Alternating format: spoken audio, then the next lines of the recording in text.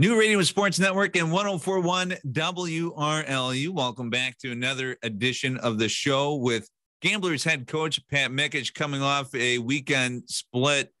And coach, when you take a look at those two games, you're able to beat Chicago 5-3. You lost to Dubuque 6-1.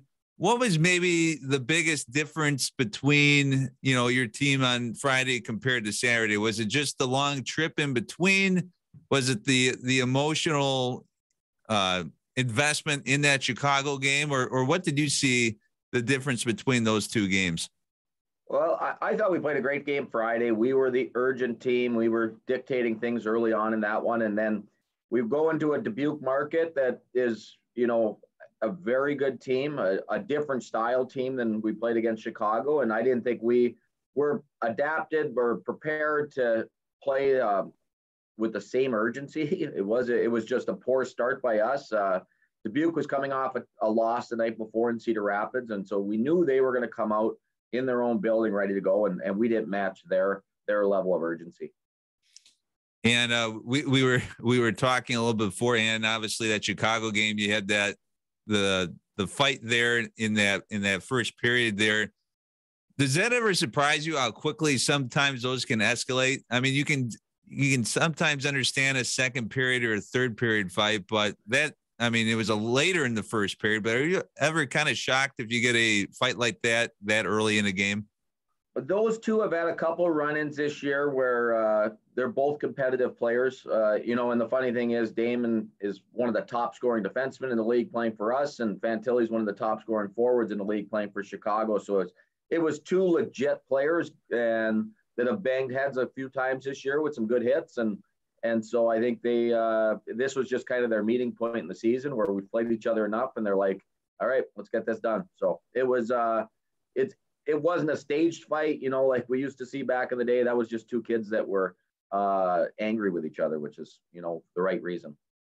And the judges have declared it a draw with us being the judges. You actually seeing the fight and me just hearing it secondhand, hearing guys and stuff. That's a draw. They both landed at least one punch because they both had gauze in their nose for the second period coming out. So it was, we know at least one punch was thrown each way. And in that Dubuque game, if I remember right, correct me, how many shots did you have against Dubuque? It was less than 20, wasn't it? It was just under, and that was the thing. They came out and dictated things early. It was an extremely low shot count from us in that first period, was the big separation in the shots. And, that's where you got to be prepared to start on the road and knowing that they're going to come out, as the angry team coming off a loss the night before. Did they just kind of attack your players a little bit more, not allowing those passes to take place to get closer to the net? Yeah, their defensive structure was very strong, but some of it fell onto us just with our puck management and, easier turnovers, all the things that we talked about back in November that we were struggling with kind of bounced back in. So, I'm looking forward to just kind of resetting after that one and getting some video from it to show where we have been playing well as much as we let that slip away in our habits on Saturday night in Dubuque and focus on, our little homestand we have coming up now.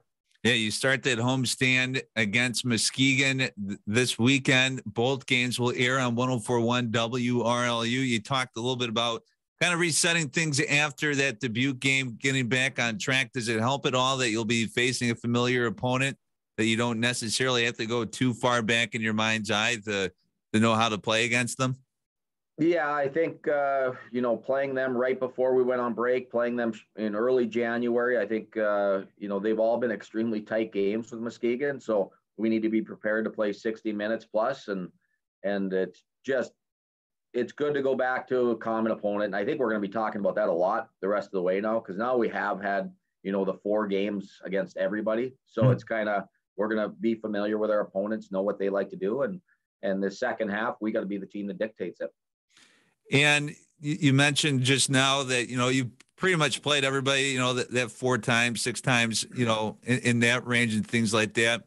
Do you kind of have almost, maybe that midpoint thing, kind of almost like a midpoint review or something with each one of those series and kind of say, okay, now that we have a bigger sample size, here are some different things that we should do as we get to that, maybe the second half of the season, the second half of those 4-game sets?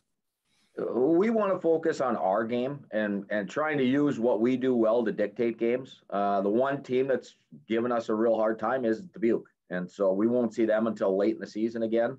So our focus will strictly be focused on us and making sure that what we do really well and doing those things against an opponent. And if a team is a more passive team, then we've got to find ways to, play a little bit better in the offensive zone. If it's a team that's going to give us transition, like a Chicago team, then we've got to make sure we're prepared and clean on our transition. So doing what we do well against what other teams do well themselves and making sure that we're going to, be prepared every week.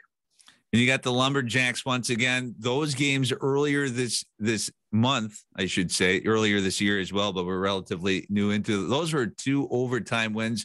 Does that kind of give your team a little extra jump as well, knowing that they were just close, but obviously no cigars? So you got the motivation, but you know that you're not too far off.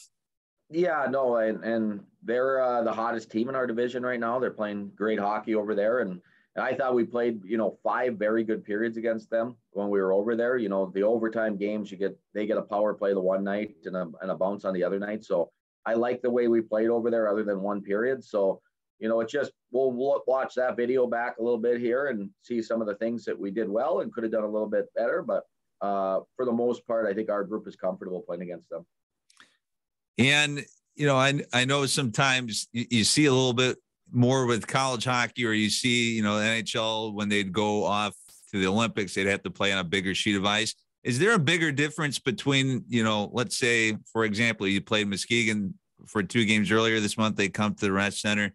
Is there a big difference when you go to some of these different rinks when they compare to yours outside of, maybe the seats and the lighting and stuff like that? Yeah, not a lot of difference in our division. Waterloo has the Olympic ice sheet over on the other side in the West, but, it's just momentum. When you have momentum on the road, you usually keeping that crowd quiet. And, now we got to do the same when we're in our building and get our fans into it by doing things and keeping the flow of the game going, speed it up as much as you can. And that kind of keeps that energy level in the building, and you want to take advantage of home ice when you have it. How relieved are you that after a couple of weeks away that you don't have to hop on a bus or go on an airplane anywhere. You can just stay there at the Resch. Yeah, we'll be here for the next 4 games and then back on the bus again, but it's all part of it. I think by this point in the year, the guys have played enough road games that they're comfortable on how to prepare a little bit differently. So for me, it's, the kind of the same routine. So it's now our young players have been through a first half of a USHL season and familiar with, what their opponents look like on a weekly basis. How's been you mentioned that, now everybody kind of knows this whole road game routine and things like that. Is there, and COVID last year obviously made things a little bit different as well. Have you noticed that camaraderie start to really set in on the road?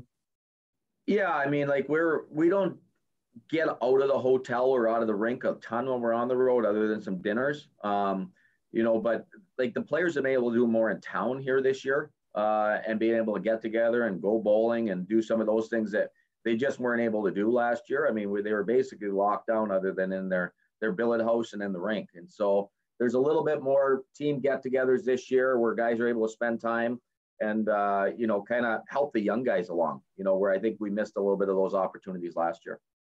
Very good. Well, once again, 1041 WRLU, we have 2 Gambler games coming up this weekend, both at 7:05, both at the Rec Center. Muskegon comes down January 28th and January 29th. Make sure you get your tickets for those games. Should be some good ones. Coach, as always, we appreciate your time and good luck this weekend. I appreciate it, Tim. Have a great week. You're listening to the New Radio Sports Network.